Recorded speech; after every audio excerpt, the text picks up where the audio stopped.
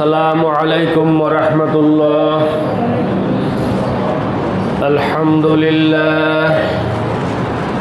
আলহামদুলিল্লাহি কাফা ওয়া সালামুন আলা ইবাদিহিল্লাযীনা ইসতাফা। আউযু বিল্লাহি মিনাশ শাইতানির রাজীম। বিসমিল্লাহির রহমানির রহিম।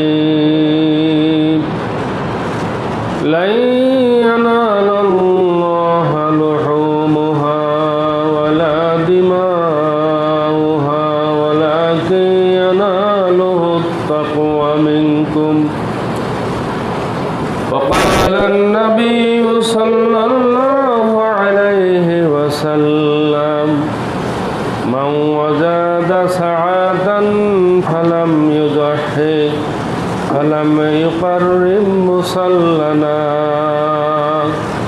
أو كما قال عليه الصلاة والسلام. فقد قال الله تعالى في شان حبيبه عامرا ومخبرا إن الله وملائكته يصلون على النبي يا أيها الذين آمنوا صلوا عليه وسلموا تسليما.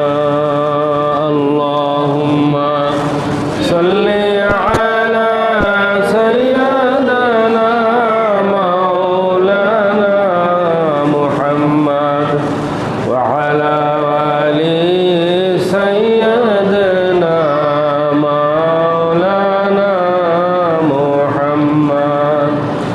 قبر بيت كل الناس داخلون موت كأس كل الناس شاربون. اللهم صل على سيدنا مولانا محمد وعلى آل سيدنا مولانا محمد. মুআজ্জাজ হাজরিন, শুরুতে আমরা মহান রব্বুল আলামিনের দরবারে শুকরিয়া আদায় করি, যিনি আমাদেরকে আজ ঈদুল আজহার আগে, কুরবানির আগে জিলকদ মাসের শেষ জুমায় আমাদেরকে হাজির হওয়ার তৌফিক দান করেছেন। সেই মহান রব্বুল আলামিনের দরবারে শুকরিয়া আদায় করি, আলহামদুলিল্লাহ। দরুদ ও সালাম আকায়ে নামদার তাজদার মদিনা জনাবে মুহাম্মদ রাসূলুল্লাহ সাল্লাল্লাহু আলাইহি সাল্লামের উপর। আজকে 27শে জিলকদ 1447 হিজরি, পহেলা জ্যৈষ্ঠ 1433 বাংলা, 15ই মে 2026 ইংরেজি। পবিত্র জুমার দিন আমি সূরা আল হাজ থেকে একখানি আয়াত তেলাওয়াত করেছি, যার বিষয়বস্তু হচ্ছে কুরবানি। আমরা আজকে কুরবানির কিছু মাসলা মাসাইল জানার চেষ্টা করব। প্রথমে আমরা একটু ইতিহাসের দিকে যদি তাকাই, আমাদের নবীজি সাল্লাল্লাহু আলাইহি সাল্লাম যখন মক্কা থেকে মদিনায় হিজরত করেন, এই মক্কায় 13 বছর কিন্তু কোনো ঈদের নামাজ ছিল না। মক্কার 13 বছর কোনো ঈদের নামাজ ছিল না। তিনি মদিনায় আসার পরে প্রথম বছরও কোনো ঈদের নামাজ হয়নি। দ্বিতীয় হিজরিতে কি হলো, আল্লাহ পাক রমজানের রোজা ফরজ করলেন এবং তখন থেকে রমজানের ঈদুল ফিতর এবং ঈদুল আজহার জিলহজ মাসে, হজের মাসে কোরবানির ঈদ, এই দুটা ঈদের প্রচলন হলো।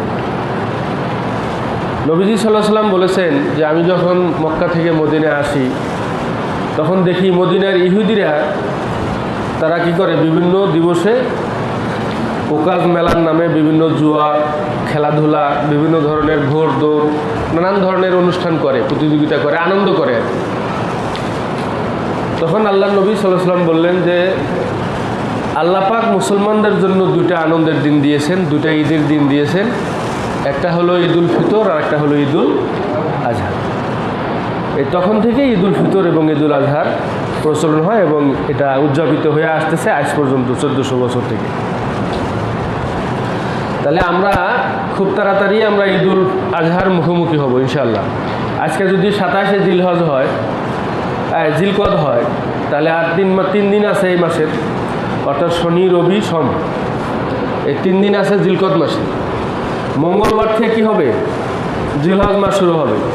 মঙ্গল, বুধ, বৃহস্পতি, শুক্র, শনি, রবি, সোম, মঙ্গল, বুধ, বৃহস্পতি, অর্থাৎ পরবর্তী কোনো এক বৃহস্পতিবারে কি হবে? ঈদুল 28শে মে বৃহস্পতিবার ঈদুল আজহা উদযাপিত হবে বলে মোটামুটিভাবে একটা ক্যালেন্ডার বা মোটামুটিভাবে একটা ডিক্লারেশন হয়েই আছে। এরপরও চাঁদ দেখার সাপেক্ষে একটু কম বেশি হলে হতেও পারে। আমাদের জন্য সামনে গুরুত্বপূর্ণ একটি আমল আসতেছে, সেটা হলো যে আগামী সোমবার মাগরিবের নামাজের পর থেকে, অর্থাৎ ঈদুল আজহার চাঁদ ওঠার পর থেকে নিয়ে যদি যিনি কুরবানি দিবেন তিনিও এবং যিনি কুরবানি দেবেন না তিনিও যদি তার নখ, মোষ, চুল, আন্ডার শেভ এগুলো যদি আর না করেন এবং কুরবানি হয়ে যাওয়ার পরে যিনি কুরবানি দিয়েছেন কুরবানি হওয়ার পরে তিনি তার নখ কাটবেন, চুল কাটবেন, মোষ কাটবেন, অন্যান্যরাও তাই করবেন। যদি করেন তাহলে যিনি কুরবানি দিবেন তিনি কুরবানির একটা সওয়াব পাবেন এবং এই যে 10 দিন চুল নখ কাটলেন না এজন্য আরও একটা কুরবানির সওয়াব তিনি পাবেন। আর যারা কুরবানি দিতে পারেন নাই তারাও যদি এই আমলটা করেন, জিলহজ মাসে চাঁদ ওঠার পরে যদি নখ চুল না কাটেন, একবারে কুরবানি যখন মাঠে হয়ে যাবে তারপরে যদি কি করেন চোখ, নখ, চুল এগুলো যদি কাটেন তাহলে কুরবানি না দিয়েও তিনি একটা কুরবানির সওয়াব পাবেন। কুরবানিটা আর এটা ফার্সি শব্দ, আরবিতেও এটার ব্যবহার হচ্ছে বা হয়। মূল আরবি শব্দটা হচ্ছে কুরবত, বা তা। কুরবত মানে হলো নৈকট্য লাভ করা, কাছে আসা, কারিব হওয়া, নৈকট্য তো অর্জন করা। এই কুরবানিটা আমাদের বহুল প্রচলিত এমন একটা শব্দ যে আল্লাহর নৈকট্য লাভের জন্য তার হালালকৃত পশুগুলোর মধ্যে থেকে মাত্র 6টা পশু কুরবানি করাটাকে বলা হয় কুরবানি। অন্য কোনো পশু দিয়ে আবার হবে না। এটা গরু, মহিষ হবে, উট হবে, ভেড়া, ছাগল হবে, দুম্বা হবে, এই কটাই। এর বাইরে অন্য কোনো পশু দিয়ে কি হবে না কুরবানি। যদিও হরিণ খাওয়া যায় কিন্তু হরিণ দিয়ে কুরবানি হবে না। কুরবানির মাসাইল আমরা কম বেশি সকলেই জানি যে যাদের উপরে যাকাত ফরজ তাদের উপরে কুরবানি ওয়াজিব। তবে এখানে একটু পার্থক্য আছে। পার্থক্যটা হলো কি, যাকাত ফরজ হয় মা ইয়াহুলু আলাইহিল হাউল, অর্থাৎ তার কাছে আজকে আছে মনে করেন 60,000 টাকা, আগামী বছর এই মে মাসে এসে তার উপর যাকাত ফরজ হবে যদি তার কাছে 60,000 টাকা থাকে বা 70,000 থাকে বা আরও বেশি থাকে আর কি। এটা হলো যাকাত ফরজ হওয়ার জন্য তার মালটা তার কাছে 1 বছর থাকতে হবে, 1 বছর সে ধরি থাকতে হবে। এটা হলো যাকাত ফরজ হওয়ার জন্য শর্ত। কিন্তু কুরবানি ওয়াজিব হওয়ার জন্য 1 বছরের কোনো শর্ত নাই। মনে করেন কুরবানির 2 দিন আগেও একজন লোক কি ছিল, গরিব ছিল, মানে তেমন একটা সহায় সম্পদ তার ছিল না, কিন্তু কুরবানির 1 দিন আগে মাশাআল্লাহ তার হাতে 50-60,000 টাকা এসে গেছে, অথবা এই ধরনের কোনো সম্পদের তিনি মালিক হয়ে গেছেন, বা 52.5 তোলা রূপার দাম তার কাছে হাজির হয়ে গেছেন, অর্থাৎ তিনি ওই দিন সাহেবে নিসাব হয়েছেন ঈদের আগের দিন। তাহলেও মাসলা হলো যে ঈদের আগের দিনও যদি তার কাছে এই পরিমাণ সম্পদের মালিক হয় তাহলে তার উপরে কুরবানি ওয়াজিব। এটার জন্য 1 বছর অপেক্ষা করা লাগবে না। এর নিচে যারা আছে, মনে করেন আমার কাছে 50-60,000 টাকা নগদ ক্যাশ নাই, কিন্তু সহায় সম্পদ আছে, জমা জমি আছে, আবাদ সাবাদ করে খাই মোটামুটি, তাদের উপরে কুরবানি ওয়াজিব না, কিন্তু তারা কুরবানি হলো মুস্তাহাব। তারা মুস্তাহাব বা নফল কুরবানি তারা করতে পারে। আর এটা যেহেতু আল্লাহর সন্তুষ্টির জন্য করবেন, এই জন্য আমাদের মহব্বত, দিলের মহব্বতটা যেন থাকে আল্লাহর সন্তুষ্টি, সেই কথাটাই কোরআনে কারিমে বলা হয়েছে যে লা ইয়ানালুল্লাহা লুহুমুহা, আল্লাহর কাছে পৌঁছে না কোনো গোস্ত, মানে কোরবানির জন্তুর কোনো গোস্ত আল্লাহর কাছে পৌঁছে না, ওলা দিমাগুহা, তা কোনো রক্তও পৌঁছে না, ওয়ালাকিন ইয়ানালুহুত তাকওয়া মিনকুম, বরঞ্চ তোমাদের তাকওয়াটাই আল্লাহর কাছে পৌঁছে, তোমাদের আল্লাহ ভীতিটাই আল্লাহর কাছে, তোমাদের আল্লাহর প্রতি মহব্বতটাই আল্লাহর কাছে পৌঁছে। আপনারা ইতিহাসে শুনেছেন যে হযরত আদম আলাইহিস সালামের 2 পুত্র কোরবানি দিয়েছিল, হাবিল এবং কাবিল। হাবিল নেককার ছিল, তার ফসলের যেটা ভালো জিনিস সেটা নিয়ে যায় মাঠের মধ্যে রেখেছিল, সেটা আসমান থেকে আগুন এসে পুড়ে দিয়ে গেছে, ওটা কোরবানি কবুল হয়ে গেছে। মানে আগের দিনে কোরবানির রেজাল্ট সাথে সাথে হতো। আর কাবিল তার আবাদের চিটা, পোশাক বা হয়তো অব্যবহৃত এই ধরনের সম্পদ, এগুলোর কিছু অংশ নিয়ে যায় মাঠের মধ্যে রেখে আসছে, সেটা আল্লাহর পক্ষ থেকে আসমান থেকে কি হয় নাই, আগুন পুড়ে দিয়ে যায় নাই, তার কোরবানিও কবুল হয়নি। আল্লাহ বাঁচাইছে যে আমাদের এখনকার কোরবানির রেজাল্টটা কিনা সাথে সাথে দেয় না আল্লাহ, এটা নবীজির দোয়া ছিল। আমাদের কুরবানির রেজাল্ট ইনশাআল্লাহ পরকালে আমাদের জন্য আল্লাহ পাক মানে মজুদ রাখবেন, যে কিয়ামতের দিন কুরবানির পশুর শিং, তার পশম, তার সমস্ত গোস্ত কী হবে, কুরবানিদাতার আমলনামার মধ্যে নেকি হিসাবে ওজন হবে। একজন মানুষ যদি আল্লাহর সন্তুষ্টির জন্য মহব্বতের সাথে কুরবানি দেয়, তাহলে এই কুরবানির পশুটাই কি হবে, তার নেকির পাল্লার মধ্যে নেকি হিসাবে কি হবে, হাসরের ময়দানে ওজনের পাল্লায় তার কাজে আসবে। এমন মুসিবতের দিনে এমন যে একটা লাভের জিনিস এই কুরবানি, সেই কুরবানিটা আমরা এখন শুধু টাকা না গুনে বা ওই ধরনের কোনো কৃপণতা না করে আমাদের পরকালীন লাভের আশায় আমাদের সবার মোটামুটিভাবে সাধ্যমতো আমাদের চেষ্টা করা উচিত, যদি সম্ভব হয় আমরা কুরবানিটা কী করব, দেব।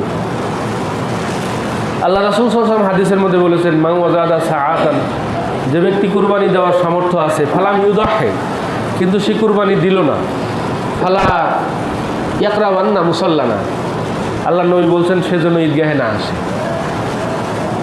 আল্লাহর নবী যদি এই ধরনের ধমক দেন, এই ধরনের যদি আলটিমেটাম দেন যে তোমার কুরবানি করার সামর্থ্য আছে কিন্তু তুমি কুরবানি দিচ্ছ না, তাহলে তুমি আমার ঈদগাহে আইসো না, তাহলে কত বড় মানে হতভাগার মনে কথা হয়, বা কত বড় হতভাগ্য সেই ব্যক্তি যে আল্লাহর নবী তাকে দূরে সরিয়ে দিচ্ছেন যে তুমি ঈদগাহে তুমি আসো না, আমার ঈদগাহে আসো না।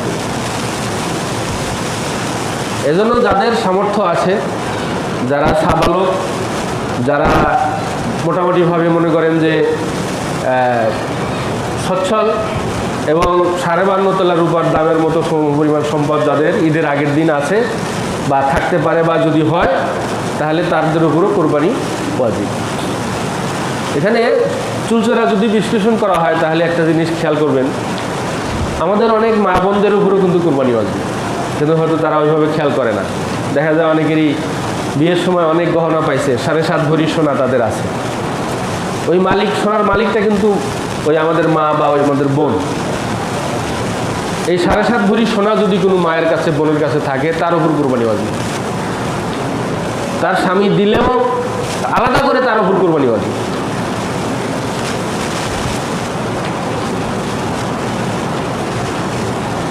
এরপরে আসি, তাহলে কুরবানি মোটামুটিভাবে মুসলমান হওয়া লাগবে, সাবালক হওয়া লাগবে, সাহেবে নেসাব হওয়া লাগবে, এবং এই ধরনের যদি কেউ সমর্থবান মুসলিম হয় তাহলে তার উপরে কুরবানি ওয়াজিব। এটা হলো কুরবানি ওয়াজিব হওয়ার মাসলা চলে গেল। এরপরে আসি যে আমরা কুরবানির গোস্ত নিয়ম হলো আল্লাহ রাব্বুল আলামিন বলছেন যে তুমি ওখান থেকে খাও এবং কি করো, আল বায়েস আল ফাকির, এবং যারা ফকির তাদেরকে দান করো, এবং যারা নিঃস্ব তাদেরকেও কী করো, দান করো। হাদিসে বলা হয়েছে যে কোরবানি গোশত নিজে খাও, তুমি জমিয়েও রাখতে পারো, আর তোমার আত্মীয় স্বজনকে দাও, প্রতিবেশীকে দাও, গরিব মিসকিনকে দাও, তাদেরকে দাও।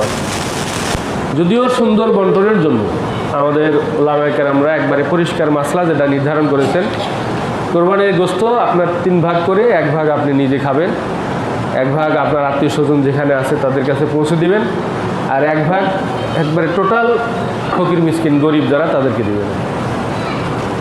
এখন কারো পরিবারে যদি বেশি সদস্য হয়, তিনি কম করে দান করলেও চলবে, নিজের 1 ভাগে হয়তো হচ্ছে না, সে ইচ্ছা করলে আত্মীয় স্বজনের যে অংশটা সেখান থেকেও কিছু নিজে খাইতে পারবেন, কেননা তার তো ছেলে মেয়ে আসবে, আত্মীয় স্বজন তো বাড়িতে আসবেই, নাতিপুতি আসবে, তাদেরকে নিয়ে খেতে পারবেন।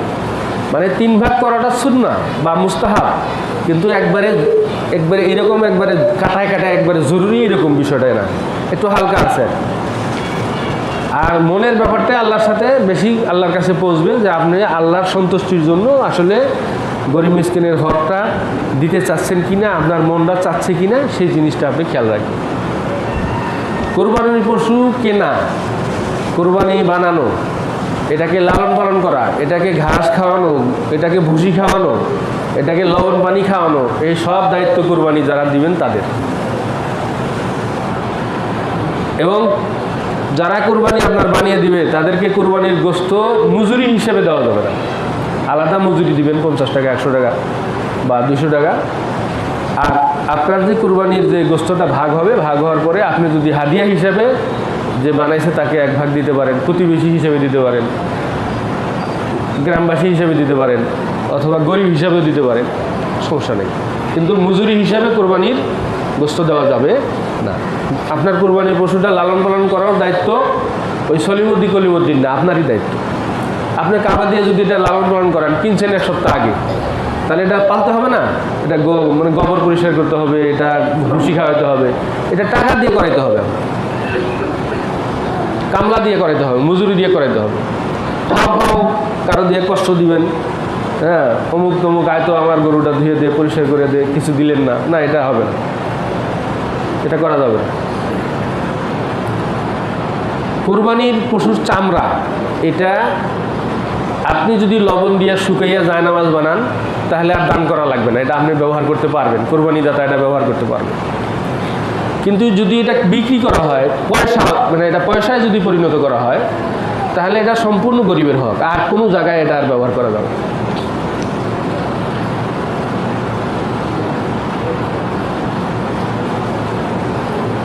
এরপরে কুরবানি, ঈদের নামাজের আগে কুরবানি করা যাবে না। আপনি মনে করেন যে কুরবানি করে দিয়ে গেলেন যে তোমরা কুড়ে বেসা গোশত রান্না করো, আমি ঈদের নামাজটা পড়ে আসি, এটা করা যাবে না। কুরবানি করতে হবে হলো ঈদের নামাজ হওয়ার পরে। এই জন্য কুরবানি ঈদের নামাজটা, ঈদুল আজহার নামাজটা একটু আগে আগে করলে ভালো হয়। অনেকে হয়তো বলেন যে কোরবানির দিন নাকি কোরবানির গোশত দিয়ে খাওয়ার সুন্নাত, এই জন্য রোজা রাখেন। আসলে এটাকে রোজা বলা হয় না। আল্লাহ নবী সাল্লাল্লাহু আলাইহি ওয়াসাল্লামের সুন্নাত ছিল যে ঈদুল ফিতরে উনি একটু খেজুর খেয়ে মিষ্টি খেয়ে যাইতেন, আর ঈদুল আজহায় না খেয়ে যাইতেন। কোরবানি নামাজ থেকে এসে কোরবানি করে দিতেন, ওইটার মনে করেন একটা অংশ দিয়ে রান্না হইতো, সেটা তৃপ্তি সহকারে আশুদ্ধ সহকারে খাইতেন। এটা ইচ্ছা করলে আপনি এটা করতে পারেন, কিন্তু জরুরি না। আর নবীজি সাল্লাল্লাহু আলাইহি ওয়াসাল্লামের মধ্যে তো আর আপনার অত ধৈর্য নাই। আপনার কোরবানির মাংস বানাইতে বানাইতে বাজবে 2টা 3টা 4টা, এতক্ষণ কি আর না খেয়ে থাকবেন? আপনি রোজা থাকবেন? ঈদের দিন রোজা রাখা হারাম, ঈদুল ফিতর ঈদুল আজহার দিন রোজা রাখা হারাম। এটা আল্লাহর পক্ষ থেকে মেহমান আপনার জিয়াফত। অতএব আমরা তো আসলে ঘটনা তো আসলে বলতে গেলে আরও অনেক কথা আছে। আমরা কোরবানি দেই হয়তো ভাগে ভাগে, তা আমার ভাগের কোরবানি সব মাইপে জমে শেষ করতে বাজে আসরক্ত। তা আমি কি আসরক্তের সময় ওই গোশত দিয়ে আইনা খাইয়া আমার শরীর টিকবে? বলেন, আমার চলবে? তবে তার সোয়াবের চেয়ে গুনাই বেশি হয়ে যাবে তখন। আর যারা নিজে কোরবানি দেন, মন করেন আপনি ছাগল একটা কোরবানি দিতেছেন, ঈদের নামাজটা পরে আইসা দিলেন, আল্লাহ বিসমিল্লাহ বলে আল্লাহু আকবার বলে জব করে দিলেন, সাথে সাথে এপাশ ওপাশ টান দিয়ে কলিজাটা বাই করে আবার রান একটা নিয়ে যে রান্না করে দিলেন, আধা ঘন্টার মধ্যে আপনি খেতে পারবেন। কিন্তু আপনি তো ফর্মুলা আছেন, ঝামেলা, মানে আরও অনেক মানুষের সাথে রিলেটেড, আপনি তো আর ওইভাবে টান দিয়ে একটা অংশ বাই করে নিয়ে যায় খাইতে পারবেন না। যাই হোক, এই হলো কোরবানি সংক্রান্ত মাসলা। আর কোরবানির পশুটা যেন হয়, মানে রোগমুক্ত, কান যেন কাটা না থাকে, শিং যেন ভাঙা না থাকে, লেজ যেন থাকে, এত সতেজ যেন হয়, তাজা যেন হয়। আর ভাগের ব্যাপারে যেটা কথা, আসলে একা দিতে পারলে কোরবানিটা সবচেয়ে ভালো, নির্ভেজাল হয়। কেননা আমরা যাদের সাথে ভাগে দেই, অনেকেরই হয়তো নিয়াত, অনেকেরই হয়তো উপার্জন, বিভিন্ন ধরনের সমস্যা থাকে, তারপরেও ভাগে কুরবানি দেওয়া জায়েজ আছে। হযরত জাবের রাদিয়াল্লাহু তাআলা বলছেন যে আমরা 7 জনের একটা গরু এবং 7 জনে একটা উট কুরবানি দিতাম। আর ছাগল, দুম্বা এবং ভেড়া এগুলো একজনের পক্ষ থেকে একটা। ছাগল, দুম্বার এগুলার বয়স 1 বছর হওয়া লাগবে, আর গরুর বয়স হলো 2 বছর, আর উটের বয়স হওয়া লাগবে 5 বছর। ভাগ 2 জনও দেওয়া যাবে কুরবানি। অনেকে মনে করে না যে 7 জনই হওয়া লাগবে, না, জরুরি এটা না। আপনি 2 জনে মিলছেন, 2 জনে একটা গরু কুরবানি দিতে পারবেন, 3 জনও দিতে পারবেন, 4 জনও দিতে পারবেন, 5 জনও দিতে পারবেন, 6 জনও দিতে পারবেন, 7 জনও দিতে পারবেন। এখানে ছোট্ট একটা জটিলতা আমাদের মধ্যে অনেকে সৃষ্টি করেন। মনে করেন যে 7 ভাগে কুরবানিটা হয়েছে, কিন্তু আপনার বাড়িতে যে 1 ভাগ কুরবানি, ওইটা আবার 2 ভাই মিলে দিয়েছেন। কথাটা বুঝতে পারছেন কি? 1 বাড়ির 1 ভাগ, ওই ভাগের মধ্যে আছে 2 ভাইয়ের কি, 2 ভাই ভাগ করে, মানে টাকা দিয়ে একটা ভাগ করছে, করে ওই সমাজের একটা ভাগের মধ্যে কুরবানি মিলছে। আপনার কুরবানি হবে না, আপনাকে একটা ফুল ভাগের মালিক হতে হবে। মানে 7 ভাগের যে আপনি একটা ভাগিদার, এই ভাগিটা হওয়া লাগবে কি 100% ফুল আপনি মালিক হওয়া লাগবে। এর মধ্যে ছোট ভাই বড় ভাই মিলা, মামা আর ভাগনা মিলা 1 ভাগ মিল করবেন, এটা হবে না। কথাটা কি বেশি জটিল হলো নাকি? বোঝেন নাই? বোঝা গেছে? মানে কোরবানি 7 ভাগে দেওয়া যাবে, কিন্তু প্রত্যেকটা ভাগ স্বয়ংসম্পূর্ণ হতে হবে। 1 ভাগের মধ্যে 2 ভাই মিলে ভাগ করা যাবে না। এরপরে আপনারা এখন কেমন করে ভাগ করেন জানি না। আপনি যে 7 ভাগের 1 ভাগ করবেন, পাইলেন না আপনি কোরবানি দিচ্ছেন 1 ভাগ 7 ভাগের মধ্যে, আপনার 1 ভাগটাকে 3 ভাগ করা লাগবে, করে তার 1 অংশ আপনি খাবেন, 1 অংশ আত্মীয়স্বজনকে দিবেন, 1 অংশ ফকির মিসকিনকে দিবেন। যাকে আরও যদি কারো কোনো মাসলা জানার থাকে তাহলে নামাজের পরে জিজ্ঞেস করতে পারেন। এমনিতে আপনারা জানেন, কেননা এটা তো নতুন করে হঠাৎ করে কুরবানি আসে নাই, মানে এটা তো বছরের পর বছর দিয়ে আসতেছেন। এই জন্য ঈদের দিন চেষ্টা করবেন একটু পরিষ্কার জামা কাপড় পরতে। সবসময় নতুন পরা লাগবে তা না, মানে একটু যেটা আছে আপনার ওইটাই পরিষ্কার করে পরলেন। একটু যদি আতর, একটু সুগন্ধি ব্যবহার করার সুযোগ থাকে সেটা করলেন। তাকবীর জোরে জোরে পড়তে পড়তে যাবেন, আল্লাহু আকবার, আল্লাহু আকবার, লা ইলাহা ইল্লাল্লাহ, আল্লাহু আকবার, আল্লাহু আকবার, লিল্লাহিল হামদ। এটা পড়তে পড়তে ঈদগাহে গেলেন। সম্ভব হলে আর এক রাস্তা দিয়ে আসলেন, বিভিন্ন এলাকার মানুষ আসবে, তাদের সাথে একটু হাত মিলাইলেন বা মোয়ানাকা করলেন, তাদের সাথে একটু কুশল বিনিময় করলেন, খোঁজখবর নিলেন, যেটা অন্য সময় হয়তো সম্ভব হয় না। এই জন্য রাস্তা পরিবর্তন করে আসলে নতুন নতুন মানুষের সাথে দেখা হবে, এটাও সুন্নাত। আমি আর কথা বাড়াই না। আল্লাহ রাব্বুল আলামিন আগামী 28শে মে যদি ঈদুল আজহা হয় আমাদের দেশে, আল্লাহ যেন আমাদের সহি সালামতে ঈদুল আজহার নামাজ পড়ার আমাদেরকে, যাদের সামর্থ্য আছে, আল্লাহ যেন তাদেরকে কুরবানি করার তৌফিক দান করেন। আমিন। ওয়া আখিরু দাওয়ানা আলহামদুলিল্লাহি রাব্বিল আলামিন। যারা সুন্নাত পড়েননি পড়ে নিন।